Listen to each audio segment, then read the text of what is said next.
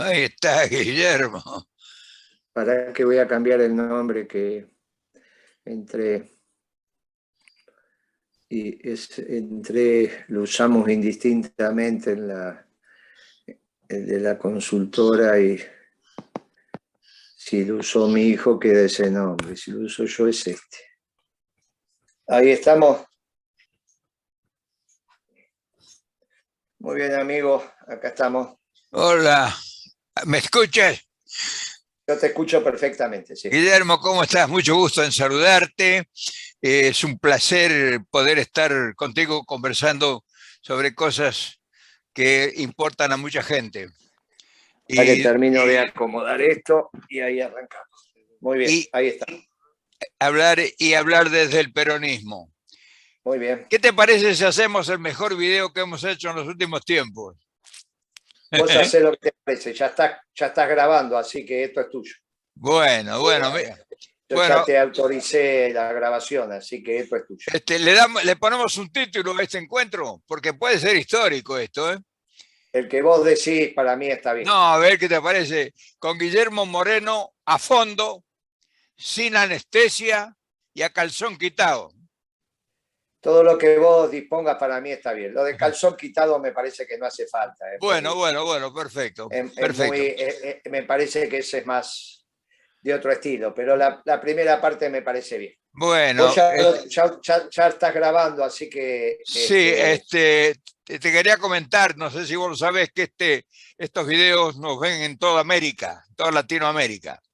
muy Y bien, muy bien. afortunadamente, pues mucha gente no conoce lo nuestro, la historia del peronismo, la importancia que el peronismo ha tenido en la historia, sobre todo las nuevas generaciones no tienen conocimiento.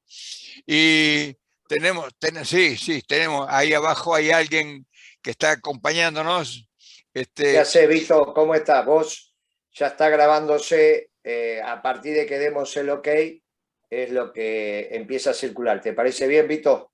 ¿Qué tal? Perfecto. Estaba para confirmar eso. Los dejo seguir Claro. tranquilos con la reunión. Cuando el amigo diga empezamos ahora, a partir de ahí hacemos la presentación y arrancamos el Zoom. bueno, Perfecto. Arranquen nomás, yo me bajo y después cortamos el video, así podemos tener lo que es necesario de la grabación. Vos tendrías que hacer la presentación ahora, amigo, y así ya empieza qué es lo que va a salir al aire.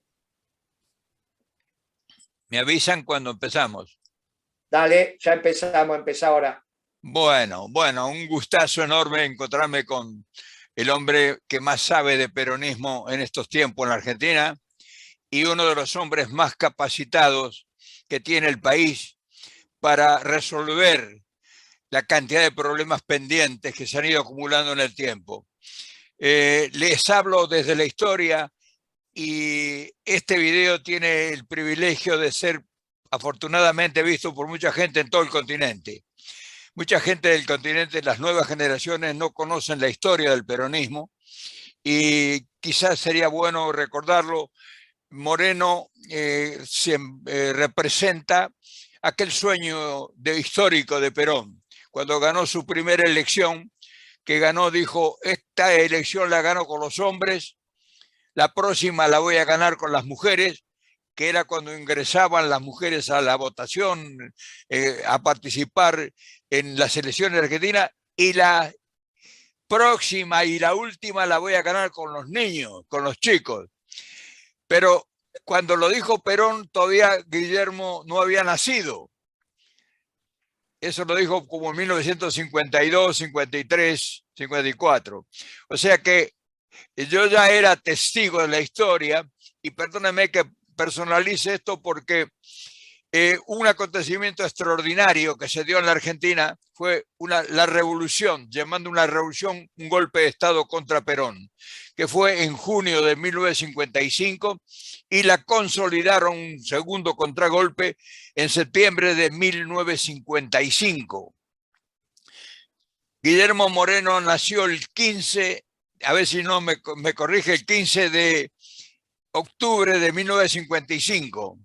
O sea que ya nació en plena revolución libertadora. Y a partir de ese entonces, de ese día, a los 2 días de haber nacido Guillermo Moreno, el pueblo argentino ya tuvo su primer encuentro contra las fuerzas que llegaron a destruir la Argentina, que se llamó la Revolución Libertadora.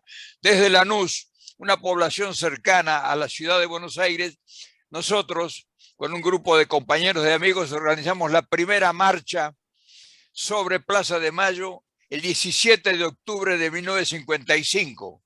Plena Revolución Libertadora, cuando los aviones de la Marina sobrevolaban toda la ciudad de Buenos Aires y sus alrededores para detectar focos de resistencia a la revolución.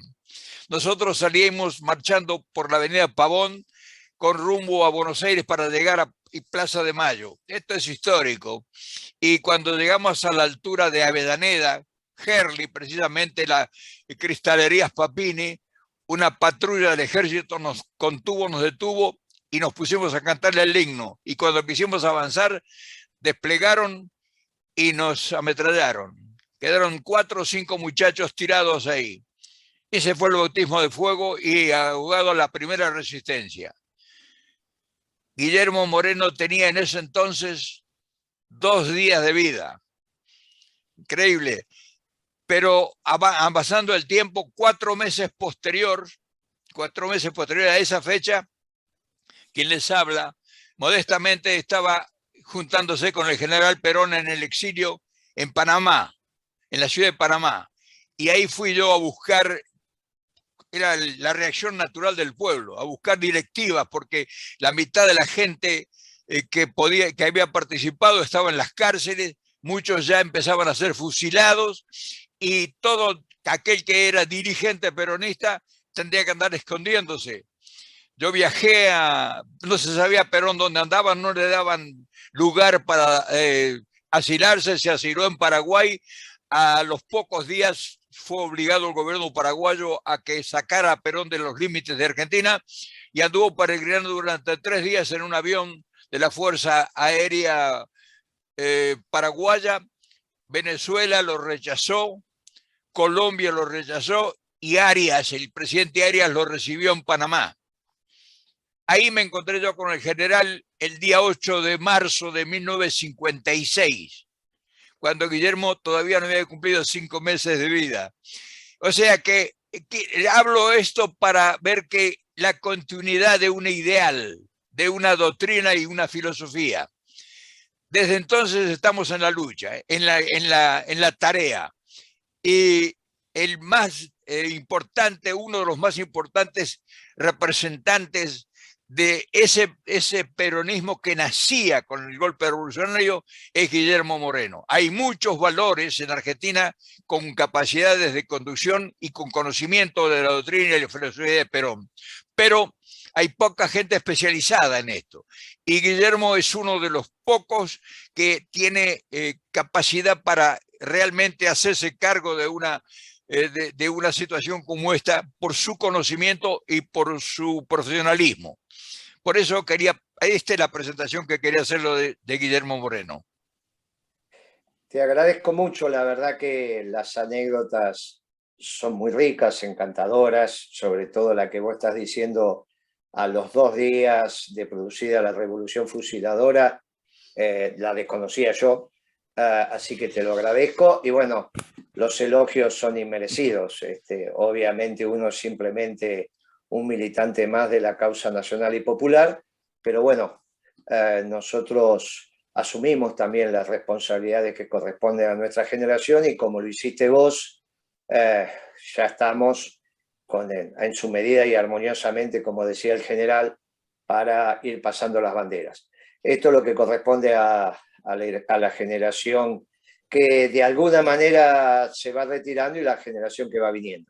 Quedará un lustro, quedarán 2 lustros y nuestra obligación es que la causa del pueblo, la causa que es permanente, la causa que es la verdad, finalmente triunfe. Como sabés vos, como sabemos nosotros, como sabía Evita, como sabía Perón, la causa trasciende a los hombres y por eso es tan relevante la doctrina. Y lo que nosotros hacemos es generar nuestras políticas públicas desde lo que indica la doctrina.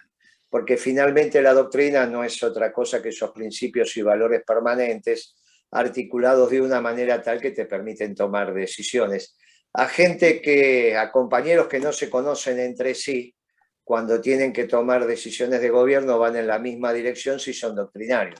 Si no son doctrinarios, pasa lo que pasó, lo que está pasando en este gobierno, o desde otra doctrina lo que le podría haber pasado al gobierno de Macri. No la tenían. Es obvio que hay otras doctrinas más aparte de la peronista. De hecho está la doctrina liberal, de hecho está la doctrina marxista, de hecho está la doctrina socialdemócrata, la doctrina neoliberal.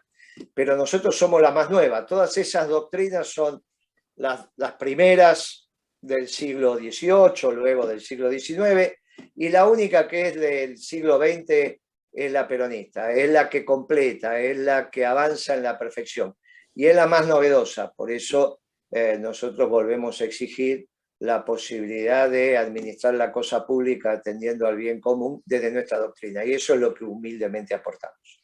Muy bien, ahora nosotros ya conocemos toda la historia y todos estos desencuentros que ha habido a lo largo de estos 50, 60 años. Esa historia ya es irreversible. El poder corporativo, el poder mediático y el poder de la justicia en la Argentina ha tomado la conducción del Estado en los últimos 30 o 40 años. Primero lo tomó conducir el Estado a través de los golpes revolucionarios, después de los gobiernos amañados que ellos permitían siempre con un peronismo fuera de la ley, que no participaba en las elecciones, y posteriormente vino la apertura de la democracia, una democracia, como hemos dicho, amañada, pero el país fue perdiendo, independiente de haber perdido la identidad nacional, perdido todos sus recursos, todos sus valores, y ha sido castigado el pueblo, que ha terminado en una enorme pobreza, con hoy tener la población de un 40% por debajo de la línea de pobreza. O sea, eso ya es irreversible, es historia, nos guste o no nos guste. Culpables, hay infinidad de culpables, pero el problema es que la gente lo que necesita ahora no es que nos ocupemos del pasado y de tratar de encontrar los culpables para ver a quién le echamos la culpa, porque no sé si llegaríamos en algún momento a realmente encontrar a esos culpables. Yo, la idea de tener a Moreno frente a mis ojos y frente a todos ustedes aquí, es el único hombre capaz profesionalmente de tener un proyecto para ver cómo salimos de esto. Porque, como dimos, el pasado ya está. O sea, le podemos echar la culpa individualmente a cientos de políticos, que unos han fracasado y otros no han podido hacer las cosas, porque la fuerza que se debió enfrentar fue terrible, y sobre todo desde el poder mediático y desde el poder económico y el aparato financiero. Entonces, ¿qué es lo que podemos hacer ahora, Guillermo, desde aquí para adelante?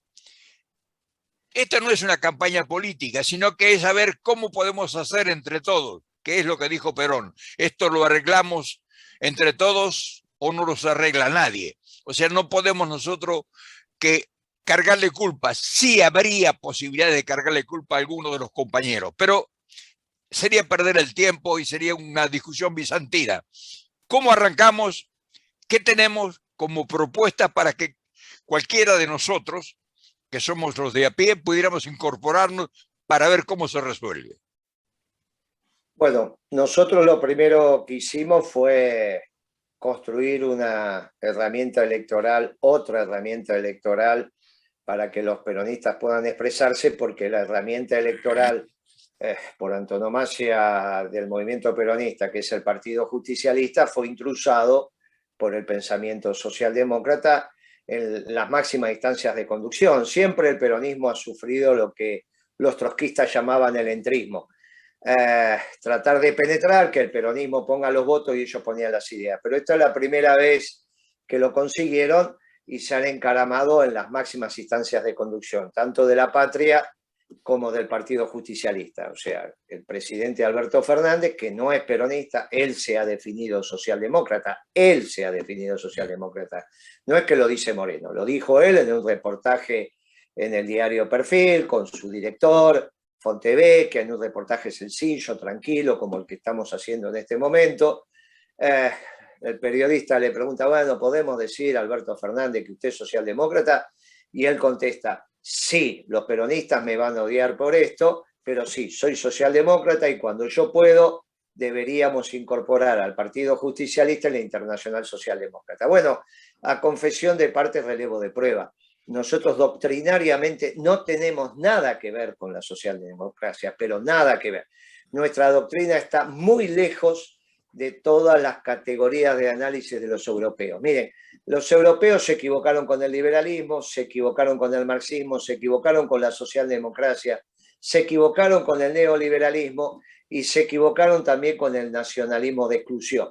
Nosotros, nuestra doctrina profundamente humanista, cristiana y nacionalista es otro nacionalismo, es un nacionalismo de inclusión, como dice su santidad.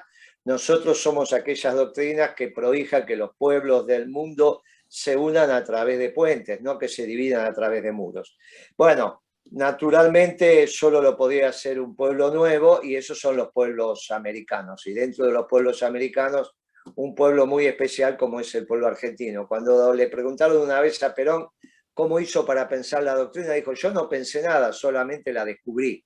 Estaba en el pueblo argentino, así como Miguel Ángel descubría las piezas de sus extraordinarias esculturas, decía, no, la pieza está en la piedra, yo lo que hago es descubrirla. Bueno, Perón dijo lo mismo para la doctrina peronista.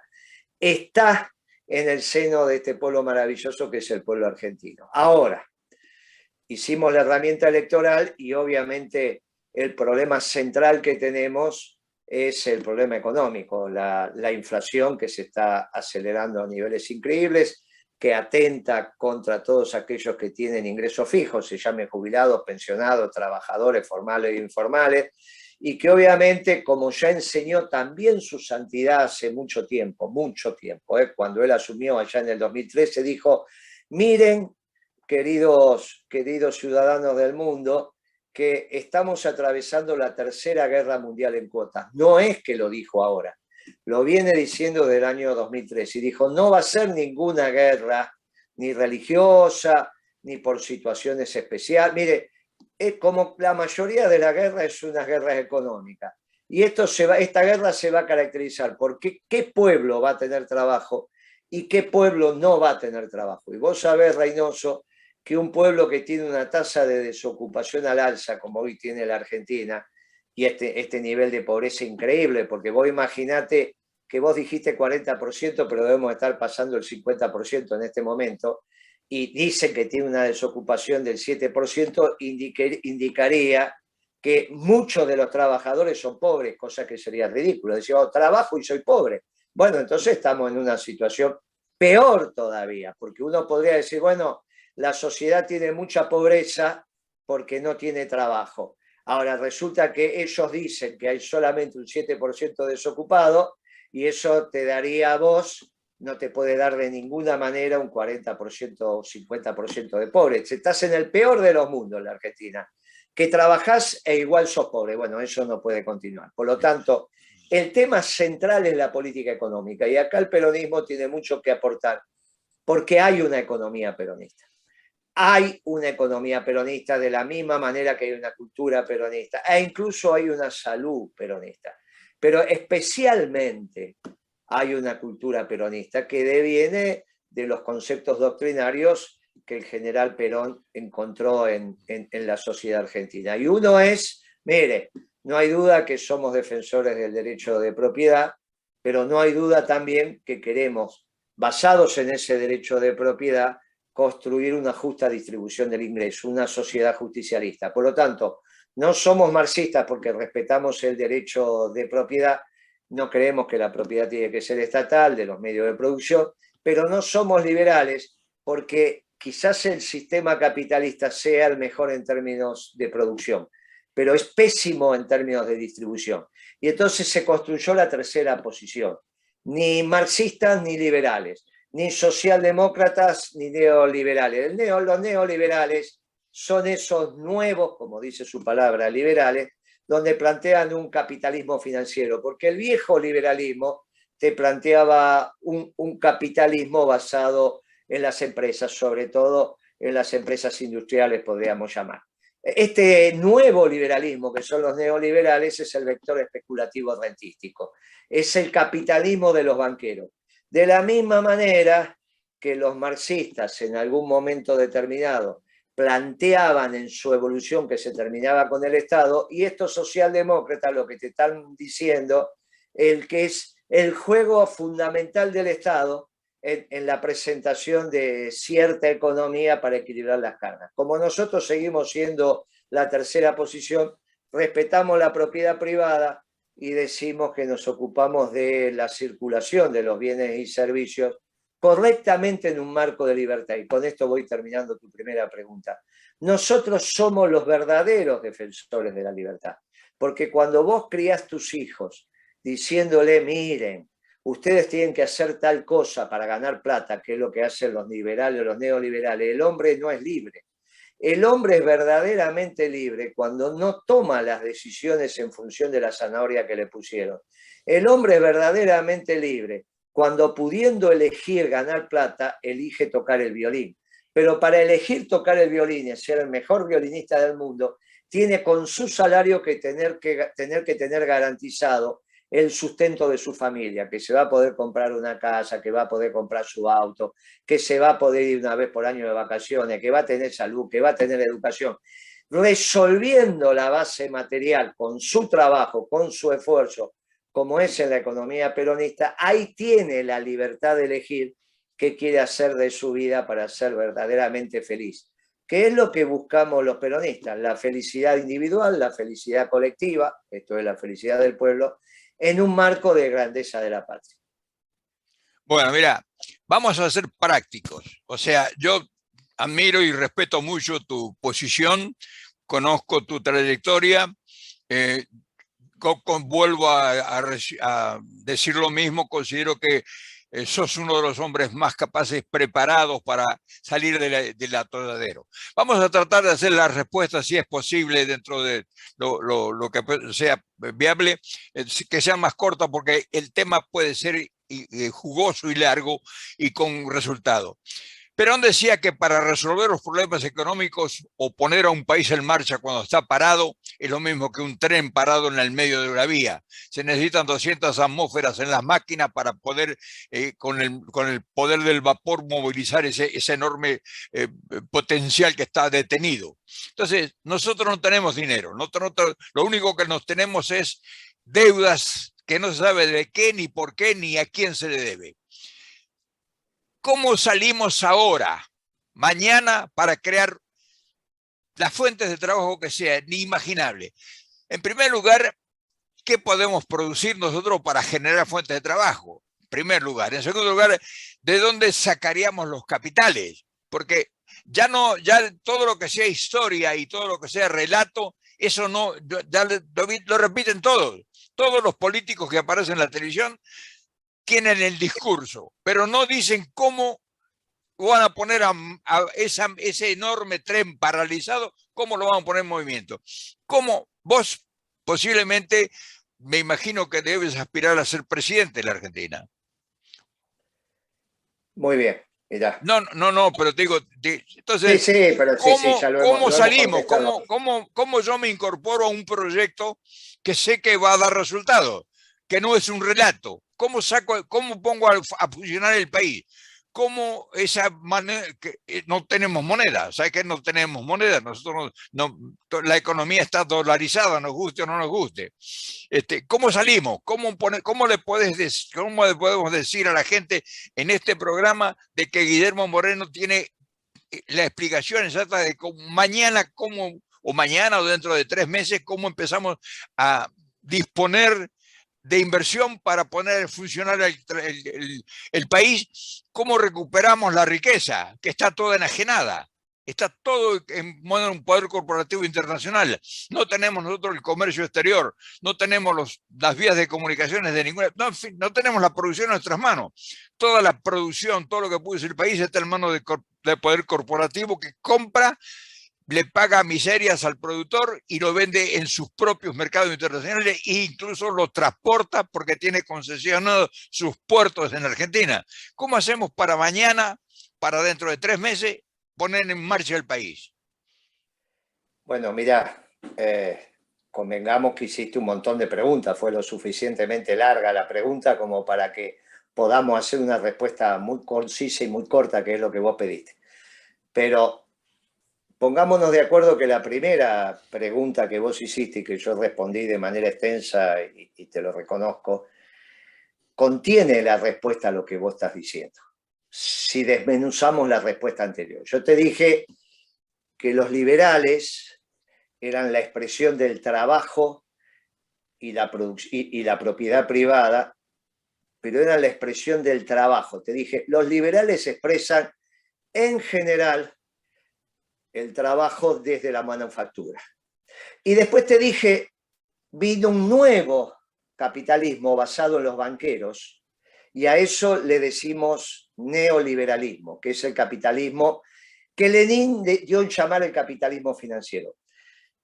Mira, mi querido Reynoso, acá hay un debate que a tu edad ya está saldado. Primero está el trabajo y después está la plata. Los banqueros hacen creer que no puede haber negocios sin plata, pero la plata vino mucho después de los negocios. Primero existió el hombre haciendo negocios y después ese hombre que hacía negocios se hizo de plata. Entonces, primero tenemos que hacer los negocios rentables. No es un problema de plata.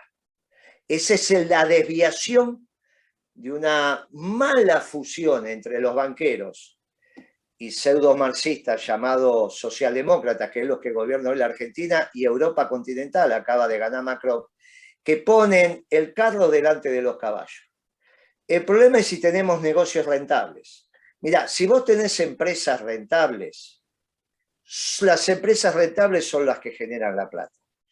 El problema es que si los negocios no son rentables, no se resuelve con plata. Si vos tenés una pizzería y no tenés clientes, por más que yo te dé plata, si no tenés clientes, igual te vas a ir a la quiebra.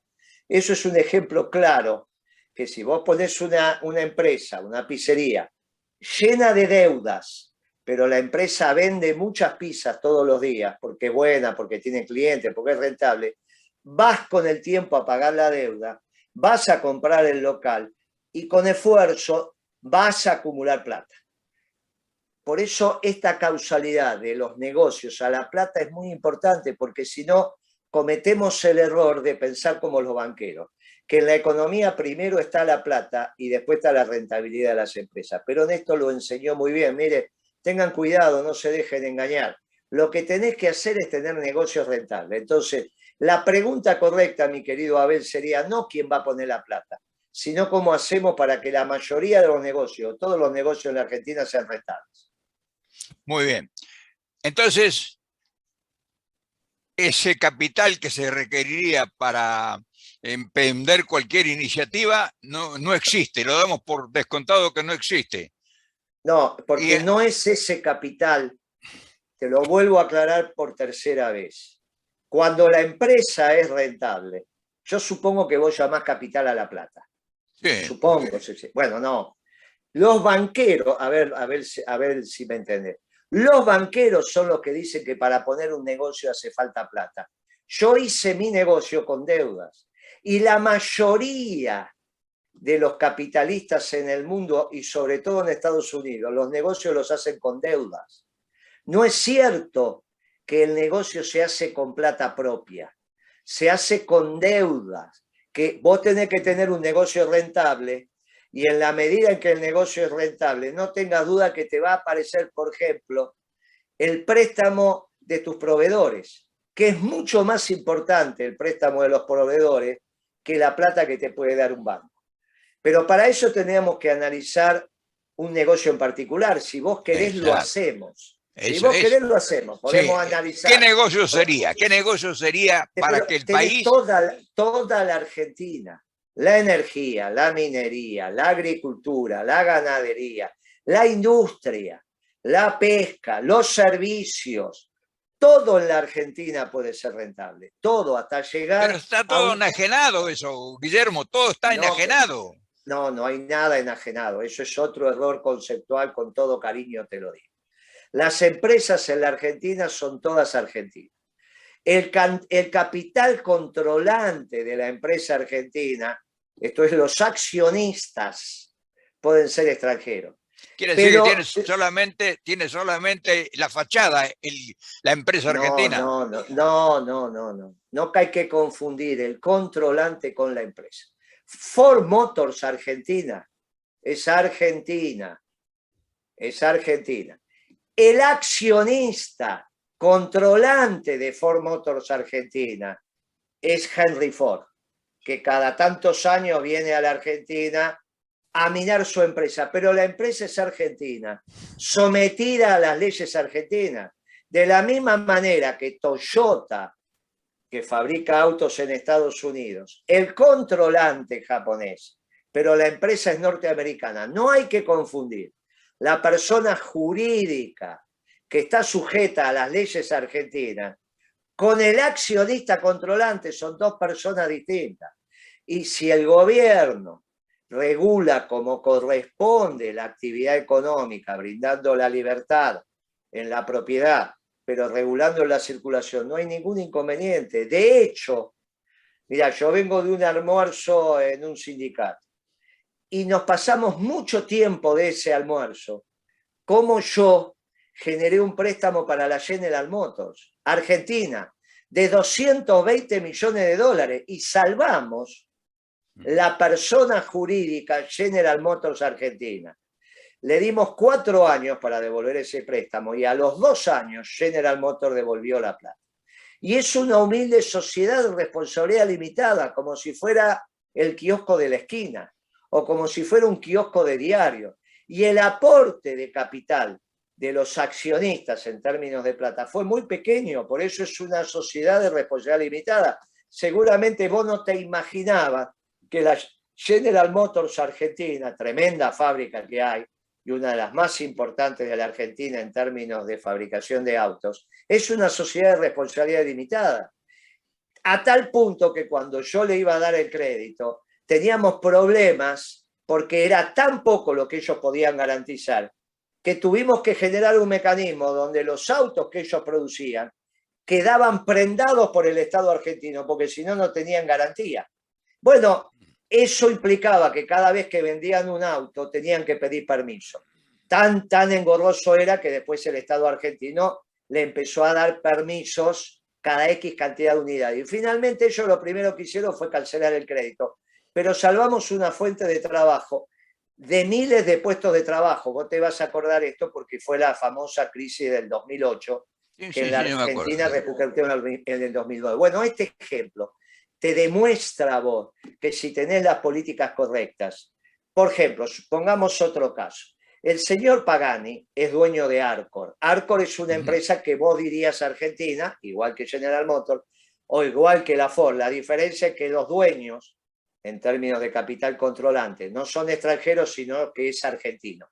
Pagani es un muchacho nacido en Córdoba que se supone que tiene radicación en la Argentina. Ahora, si Pagani ayer o el viernes pasado vendió la empresa, fue a Bahamas, firmó un contrato privado con un jeque árabe y le vendió la empresa por instrumento privado radicado en Bahamas, yo no me enteré ni vos tampoco, ni nadie en la Argentina tiene la obligación de enterarse, porque la empresa sigue siendo lo que es. En todo caso, en la próxima asamblea de accionistas, Pagani, si va a la asamblea de accionistas, no lo dejarán entrar. Y entrará una empresa basada en Bahamas que dice que al tener el contrato de propiedad de las acciones, va a decir, mire, yo soy el accionista. Y opina igual que Pagani en la asamblea de accionistas. No hay que confundir la propiedad de las acciones con la persona jurídica.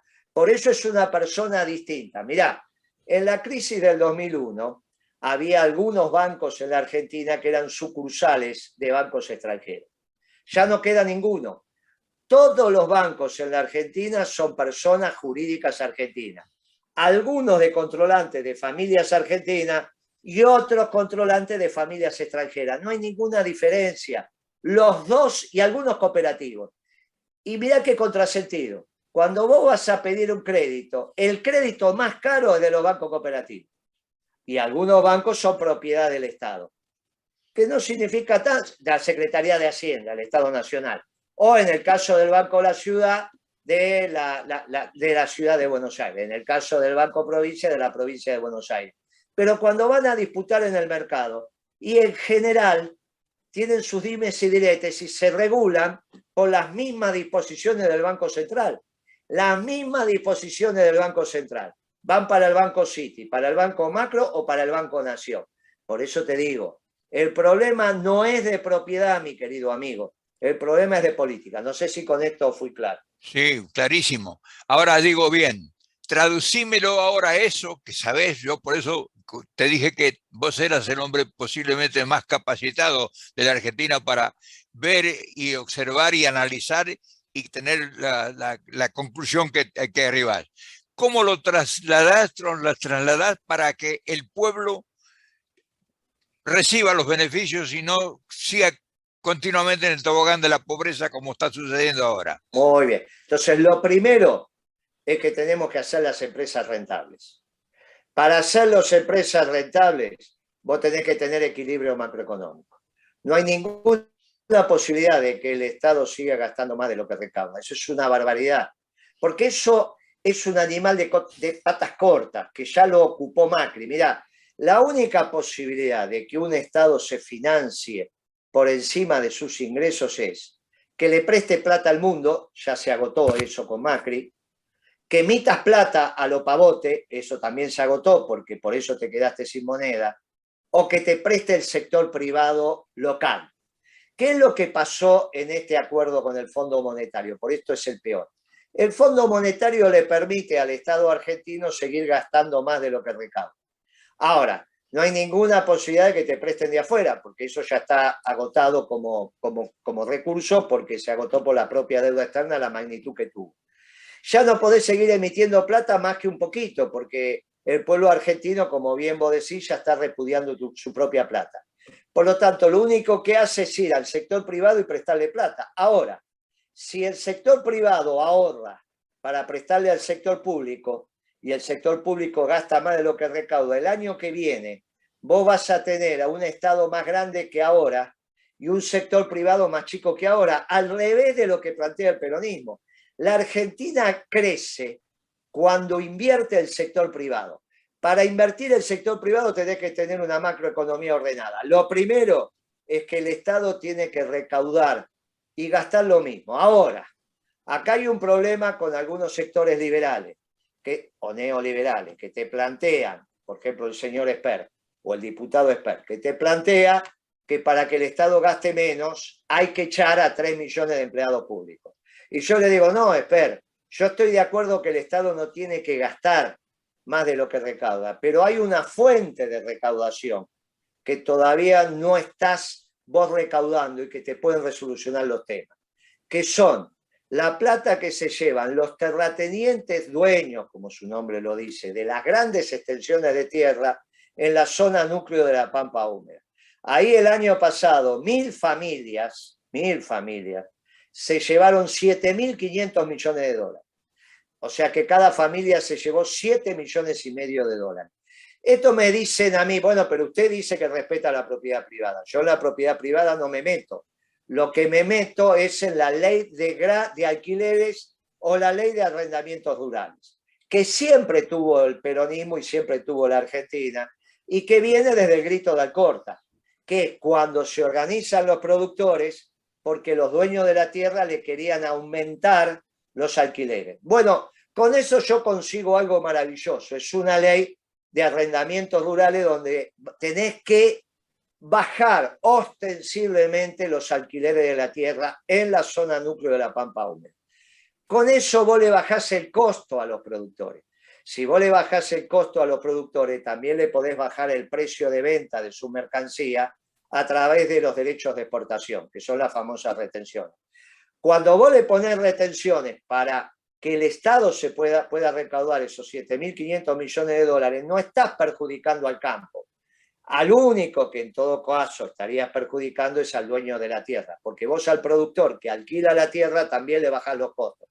Le bajás el precio de facturación de su bien, pero también le bajás el costo unitario, por lo tanto el productor queda en una zona de indiferencia. También a los contratistas y también a los trabajadores. En todo caso tenés que tener una discusión muy profunda con la sociedad rural. Bien, eso es lo que tenés que hacer. Y se lo compensás con un bono a muy largo plazo, de tal manera que con la plata que vos recaudás le pagás al fondo y pagás la deuda externa, y en todo caso tendrás una deuda con familias argentinas de acá a 25 o 30 años cuando recuperes el país. Pero no solo pagás la deuda, sino que conseguís otro hecho central, que es bajar el precio de la comida. Cuando vos bajás el precio de la comida, inmediatamente a los trabajadores se le incrementa el salario. Aunque vos no le aumentes nominalmente el salario, le aumentás la capacidad de compra, que fue lo que deterioró Macri cuando a los 15 días de estar en el gobierno duplicó el precio de la comida. Porque los trabajadores, y cuanto más abajo estés en la pirámide, cuanto más abajo estás, más gastás en comida. Cuando vos le duplicás el precio de la comida, que lo mandás a la pobreza. Bueno, hay que volver a poner el precio de la comida en una relación lógica con los ingresos populares, que son los jubilados, los pensionados. Los jubilados cobran su jubilación, compran la comida para todo el mes y le tienen que sobrar plata. Si no aumentar las retenciones, eso es imposible. Ahora, para aumentar las retenciones, le tenés que bajar el costo, y la manera de bajar el costo es bajar los alquileres. Ese es un vector muy importante para que haya mercado interno. El otro es el precio de la energía, y la Argentina tiene energía. Por lo tanto, tenés que volver a hacer correctamente los costos de la energía para que puedas tener el litro de gasol vendido al público en el surtidor a 60 centavos de dólar. ¿A qué dólar? Al dólar de exportación. Pero ¿cómo? Vos vas a dolarizar la economía de ninguna manera. Lo que estoy diciendo es la relación que el gasoil, el litro de gasoil no puede estar más que 60 centavos de dólar. El litro del dólar de exportación, cualquiera sea él, para que no empecemos a decir 600, 200, Ahora, 300. ¿cómo se logra eso? ¿Cómo se logra eso? Bueno, haciendo costos, que son los que hice, ya los hice en el año 2012, 2013, y se pueden volver a hacer. Pero si vos tenés YPF, el 51% de las acciones del Poder Ejecutivo Nacional, ¿cómo hacer costos va a ser tan difícil? Que vos, un hombre de la política desde hace 70 años, no sepas cuál es el costo de exploración y explotación del barril de petróleo en la Argentina, es culpa del presidente Alberto Fernández, que tiene el 51% de las acciones de YPF. Vos que sos un hombre informado, no sabés el costo en la Argentina del barril de petróleo de exploración y explotación. Es una vergüenza. Alberto Fernández solamente por eso se tendría que poner colorado. Pero bueno, Alberto Fernández, socialdemócrata. Pero él, no, pero además él fue empleado de Repsol. Bueno, está bien, ¿qué culpa tengo yo que Cristina lo haya elegido? Por Bueno, eso ahora muy bien, Guillermo, decime ¿qué posibilidades hay de que todo esto que lo explicás con claridad meridiana le llegue al hombre de a pie? ¿Dónde está escrito? Cuando vos le bajás, pero ¿Dónde mi querido está escrito? Abel, ¿Dónde está puesto? No, bueno, eso es lo que vamos a presentar, yo supongo, la tercera o cuarta semana de mayo. El programa el Plan Económico Nacional, así se va a llamar. Plan Económico Nacional. ¿Lo tenés escrito? ¿Está escrito ya? Ya está escrito. Ahora lo que pasa es que se está de alguna manera generando la presentación gráfica, y vos sabés que eso también te lleva tiempo. Bueno, te quiero perdona que te interrumpa, porque digo, y después por favor seguime de esto. Te tengo una noticia. Nosotros tenemos la posibilidad de ese plan, ese proyecto, esa idea concientizada bajo tu tutela o tu dirección y tu equipo de trabajo, porque me imagino que tendrás un gran equipo de trabajo. Si tienen interés, nosotros los podemos publicar. Mirá, nosotros tenemos ya para publicarse inmediatamente, y la publicación de 300 páginas saldría del costo de lo que vale una pizza. No, mirá, de eso no hay ningún problema. Nosotros vamos no van a ser 300 páginas, porque lo que queremos es que lo lea el pueblo y no es necesario escribir algo de 300 páginas, no es necesario. Nosotros vamos a hacer el plan económico, su presentación del plan económico nacional, lo vamos a hacer en el Sindicato del Vidrio, le vamos a hablar desde una casa de los trabajadores al pueblo argentino. Va a haber 3 espacios muy claros en términos de pensamiento económico. El plan de Milei, que algún día lo va a tener que formular, que es el modelo austríaco volcado a la Argentina, pero yo entiendo que de alguna manera en algún momento lo va a formalizar. El que está haciendo Melconian con la Fundación Mediterránea y el que estamos haciendo los cuadros del peronismo, que se va a llamar Plan Económico Nacional. Entonces, eso será un plan, obviamente, que tiene la parte introductoria, tiene la discusión con el resto de las doctrinas, que son las que te mencioné antes. O sea, todo plan económico o es liberal, o es neoliberal, o es marxista, o es socialdemócrata, o es del nacionalismo de exclusión. Nosotros vamos a hacer el plan económico nacional, que es el nacionalismo de inclusión, y porque es el plan basado en el peronismo, para el pueblo argentino, pero también para los pueblos del mundo, cada pueblo adaptándolo desde ya, porque nosotros también somos una doctrina para todos los pueblos del mundo. Pero obviamente, esto lo vamos a presentar vamos a convocar para ese salón el día que definamos, y naturalmente va a ser volcado por Zoom, Zoom o cualquiera otra de las plataformas que están circulando para tener reuniones virtuales a la distancia. Con lo cual, en ese momento te vamos a invitar y vas a estar en condiciones de hacerte del material de manera gratuita.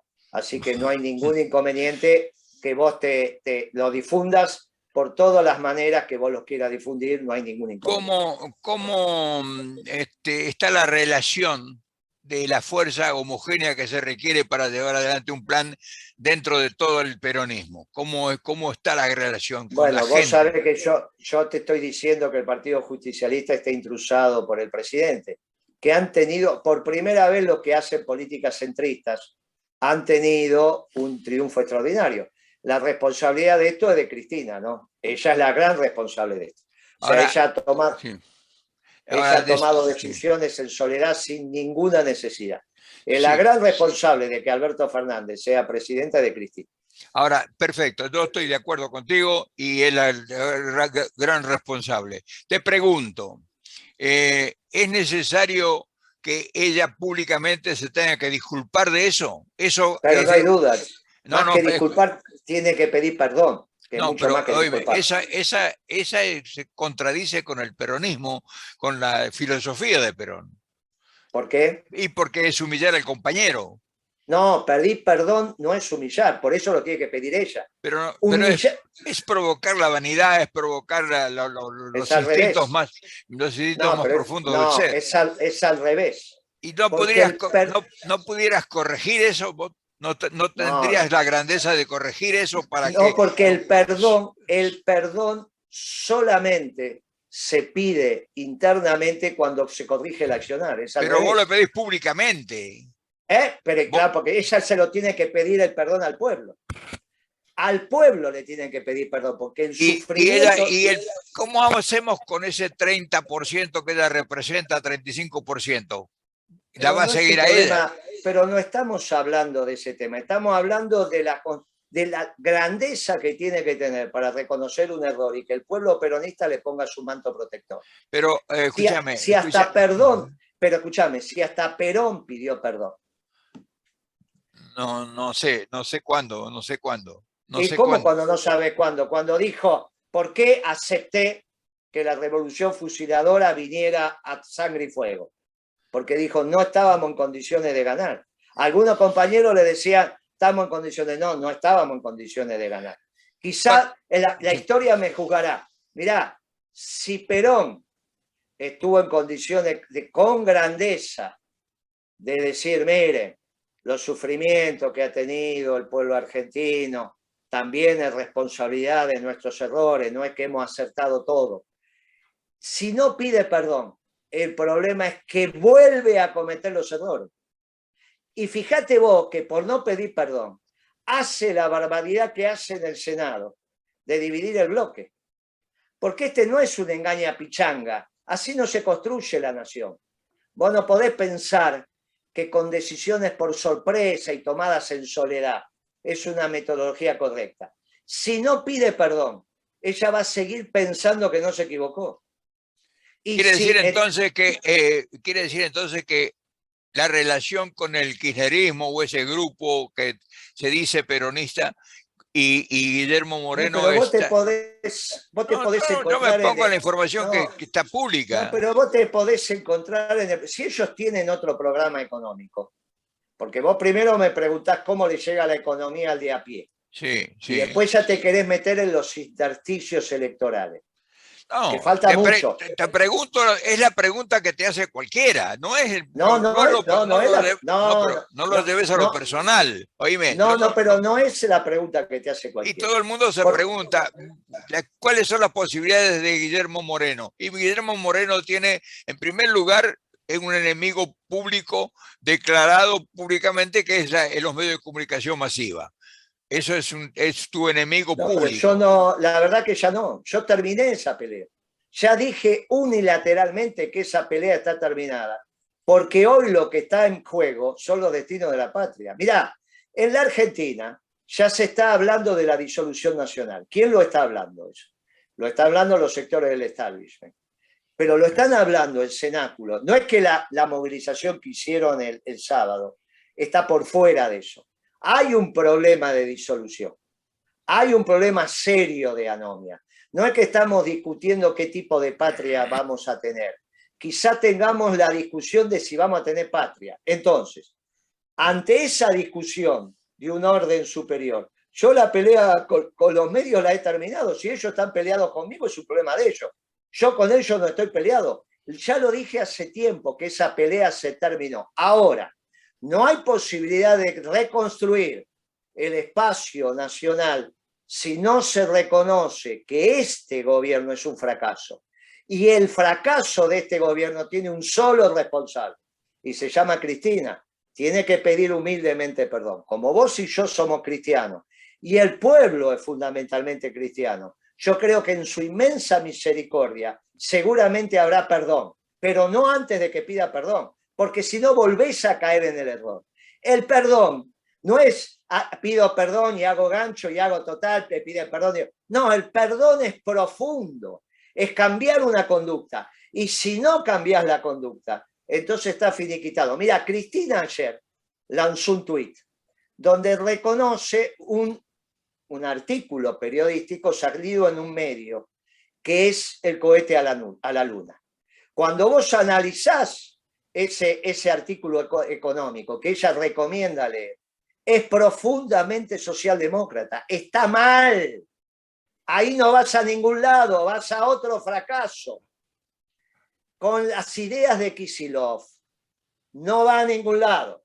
Con las ideas de Martín Guzmán, no va a ningún lado. Y la Argentina tampoco. Por eso es tan importante pedir perdón. Porque lo que ahora está en el gobierno en términos económicos es lo que Cristina también amerita como correcto. Quizá está confundida con algunas medidas, enojada con algunas decisiones del ministro. Pero vos imagínate que la Cámpora hizo un artículo de fondo, cuando hizo una movilización el 24 de marzo, diciendo que el problema del acuerdo con el fondo era que el fondo te obligaba a pagar a 10 años y no a 20. Y explicaba, no que está mal que los jubilados paguen la deuda, sino que era 10 años. Bueno, este pensamiento, el artículo que ayer Cristina recomienda leer, está mal. En nuestro programa económico nacional, basado en la doctrina, de ninguna manera mandaríamos a los compañeros a leer ese artículo. Por lo tanto, si no pide perdón, se va a seguir equivocando. Entonces, pero, mira, hay una cosa que está evidente. Ella no va a pedir perdón. Bueno, ¿Cómo concluye esto? Muy bien, entonces si no va a pedir perdón, ella va a tener que...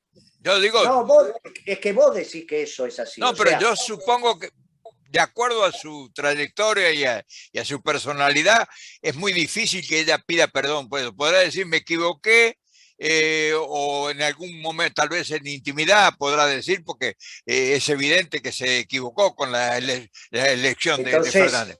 Y mirá, tendrá que presentar su propuesta económica diciendo que es esto que dio a leer ayer y que es exactamente lo mismo que piensa la socialdemocracia, y hará su juego político de la socialdemocracia, que está muy lejos del peronismo, porque eso va al fracaso en la Argentina. No, sí, nosotros lo sabemos eso. Y bueno, entonces, ¿qué querés? Pero si vos le tenés que decir, mire, pida perdón y vuelva a la causa.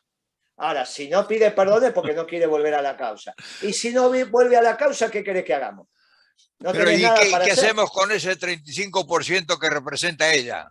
O el Bueno, 30%. pero ya es problema de ella. No es problema de nosotros los peronistas. Nosotros los peronistas Pero tenemos están la obligación. confundida esta gente está confundida porque no ve con claridad. Y vos te pensás que esto que estoy hablando no es claro. Sí, pero toca sensibilidades muy caras a la vanidad de cada quien. Y bueno, ¿qué querés que haga? Que vos pensás que si Yo no pide trato perdón, de limar asperezas para que haya un acercamiento con esa fuerza. Pero si no hay ningún, Mi objetivo es ese. Pero a ver, no hay ninguna aspereza, no hay ningún tema personal acá. Es un tema doctrinario. Es como que vos pensaras que cuando Perón dijo Frondizi nos traicionó, era un tema personal. No, era un tema de... Eso lo discutí con Perón directamente. Bueno, pero amigo, entonces Perón no te dijo que era un tema personal. Remorino y yo, escúchame, Remorino y yo, en el día que se firmó el documento ese, yo estaba ahí en el Hotel Paz. O sea que yo soy protagonista de ese hecho. Y yo le dije, yo no estoy de acuerdo. Y estaba Remorino parado, estábamos al lado de un ventanal, y Remorino dijo, y yo tampoco estoy de acuerdo. Y entonces se enojó Frigerio, ¿cómo? Y saltó otro compañero ahí, Roberto Galán, diciendo que estaba ahí, Roberto Galán, ¿cómo te vas a decir eso? Y Perón se levantó y me dijo, venga, hijo, y me sentó en la cama, en su dormitorio, y me dijo, yo sé que puede ser un error, pero es la única salida que tenemos. Yo sé que puede ser un error. Pero está perfecto lo que está diciendo, pero cuando él reconoce el error, y ahí tenés un ejemplo. No, él no claro, tenía otra alternativa, él no tenía otra alternativa. Escuchá lo que te estoy diciendo. Cuando Perón reconoce el error, lo reconoce desde el proyecto político, no que él estaba peleado con Frondizi. No tenía ningún problema personal con Frondizi. Acá no tenemos ningún problema personal con Cristina. No hay tema, no hay nada que pulir. Son proyectos distintos mientras ella sea socialdemócrata. Y no habría posibilidades dentro de 3 o 4 meses más de que ustedes limaran esas asperezas. ¿Qué aspereza? No hay asperezas personales. Lo que públicamente la oposición explota. Lo que públicamente, esos dichos tuyos, que con una enorme razón, lo explota la oposición para que mantener más desunido el peronismo. No, pero si el problema es que Cristina, mientras sea socialdemócrata, no es peronista. No, ella no es socialdemócrata. No sé si es peronista, como debiera ser para nosotros. Yo lo he denunciado mucho eso. Yo no sé si es peronista como nosotros. Entonces pongámonos de acuerdo. Si no es peronista, ¿qué es? No, pero te quiero decir, como todos los peronistas, o sea, vos sabés bien que el peronismo fue tratado de mecharse por todos lados para desintegrar su ideología y desintegrar su homogeneidad. Se hizo de todo lo posible e imposible. Entonces, lo que, escuchame una cosa. Y mucha gente se confundió, mucha gente. Ya hace como una hora que estamos hablando y esto es muy largo. Vamos a ser claros. Mi rol ahora es generar una propuesta desde la doctrina peronista. Sí, señor. ¿Está bien? Y eso es lo que voy a presentar. Después, mi posición ahora es que Cristina pida humildemente perdón. Si eso va en contra de su estilo de vida, lo lamento. Si no pide humildemente perdón, no hay reconocimiento del error. Si no hay reconocimiento del error, no hay cambio de actitud. Si no hay cambio de actitud, va a volver a sentarse en un proyecto perdedor. Entonces, que el país se vaya al diablo, no importa. Y eso va a ser, ese es el problema. El problema es que el país no tiene solución con la socialdemocracia. Solo tiene solución con el peronismo. Pero no es mejor trabajar, desde adentro para que no sé qué es el de adentro. A ver si oíme, Alberto Fernández no necesita enemigos. Él es el propio enemigo de él. O sea, no hay que preocuparse, oíme, no hay que preocuparse por lo que es él y por lo que él representa. Vos te estás preocupando mucho por lo que él es y por lo que él representa. No te preocupes, el peronismo tiene mucho más grandezas y más vías de entendimiento. No, Abel, él va a pasar sin pena ni gloria por la historia. Abel, estás equivocado, amigo. Esta es la primera vez que los sectores humildes y populares repudian al peronismo. Y si los sectores humildes repudian al peronismo, el peronismo no tiene razón de ser. Mira, vos sos de una etapa, igual que yo, donde nos mataban a los compañeros, pero teníamos clara la victoria final. Esta es la primera vez donde está en duda la continuidad histórica del peronismo. Quizás vos, como estás a la distancia, no te das cuenta de esto. Hoy los sectores humildes te dan vuelta a la cara y ya lo dieron vuelta en la última elección. No es que no te votan los de arriba, no te votan los de abajo. No, sí, culpa, escuchá un poquito. Culpa del fracaso de este gobierno. Si Cristina no pide perdón, la elección está cantada. Sí. Tenés 20 puntos de diferencia con lo que vos llamás la oposición. Con lo cual, por primera vez, no solo van a tener la legitimidad de haber ganado la elección, sino que van a tener la legalidad porque van a sacar todas las leyes que quieren del Congreso. Por lo tanto, la responsable de esto es Cristina. Ahora, vos tenés dos opciones. O trabajás con Cristina y te sumás ese 30%, o venís a trabajar humildemente con los que tratamos de mantener la llama prendida. Es tu decisión personal. Y gana Milei con eso. Es o Macri. Gana Milei o Macri con eso, Guillermo. Es tu decisión personal. Es tu decisión personal. Yo no estoy con Cristina ni estoy con Moreno. Yo soy peronista. Y si soy peronista Moreno, no, ¿sabés cuál es la diferencia? Yo te voy a presentar una política económica peronista, a menos que vos me digas que no. Ahora, pero por eso yo he dicho al principio entonces no tenés alternativa. Si sos peronista, la única política económica que va a haber va a ser esta, porque la de Cristina hoy es socialdemócrata. Ahora, si vos querés confundir los temas, la maniobra electoral, porque finalmente en la derrota es obvio que lo de Cristina tiene la posibilidad de pedir perdón. Yo no estoy diciendo que el pueblo peronista no le va a meter el manto protector. Yo estoy diciendo, pida perdón para cambiar las actitudes. Y vos decís, pero no va a pedir perdón. Bueno, está bien. Si no pide perdón, el problema no es tuyo ni mío, es de ella. Si no pide perdón, el pueblo no va a perdonar. Y si el pueblo no perdona, ¿para qué querés ganar una elección? ¿Para primero ganar y después ver? No, querido, hay que ganar con la doctrina. Para ganar una elección con la doctrina, como hicimos la década ganada, ella tiene que pedir perdón porque eligió un socialdemócrata confeso. Y si no hace eso, entonces tenemos un problema muy serio.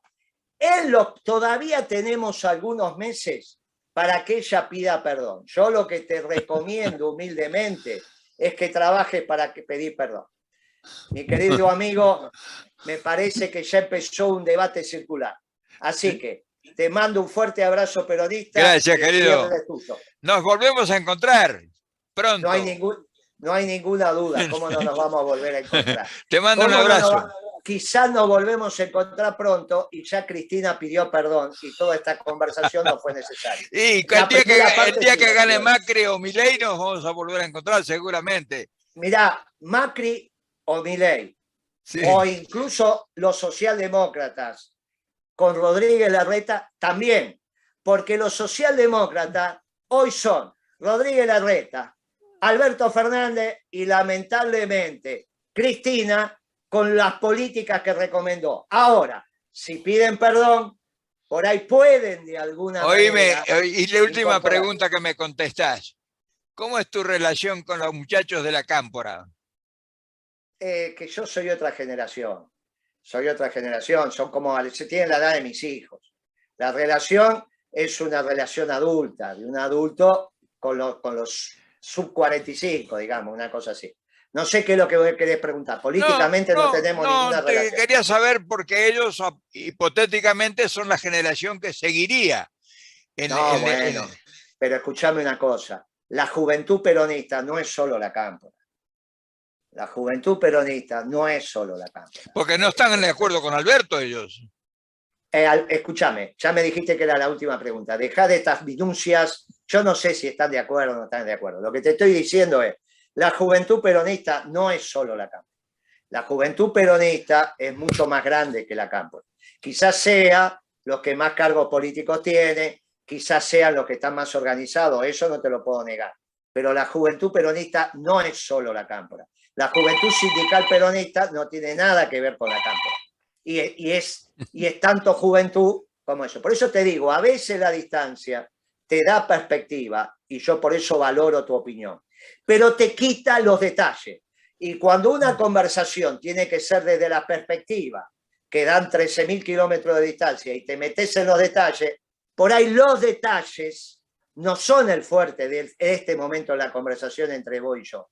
Y quizás al pueblo argentino no son los detalles lo que está esperando, sino las soluciones que pueda aportar el peronismo y que no va a aportar la socialdemocracia. Y quizás confunda la pregunta más que aclarar, porque el pueblo peronista está muy enojado con el 17% que hoy tiene de representación Cristina, que ya no es más el 35%.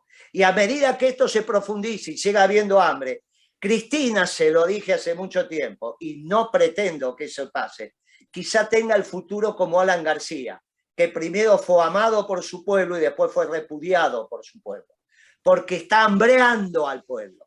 Entonces, para entrar en los detalles, quizá esta no sea el momento de la conversación. Quizá hay que mantenerse todavía en el momento de la propuesta, que es la primera parte de la conversación. Igual te voy a invitar con mucho cariño, mi querido Abel, para el día que presentemos el Plan Económico Nacional. Te mando un abrazo y te agradezco tu tiempo. Chau, Muy amigo. fuerte. Gracias, hasta luego. Chao, querido, chao, chao. Chao, querido.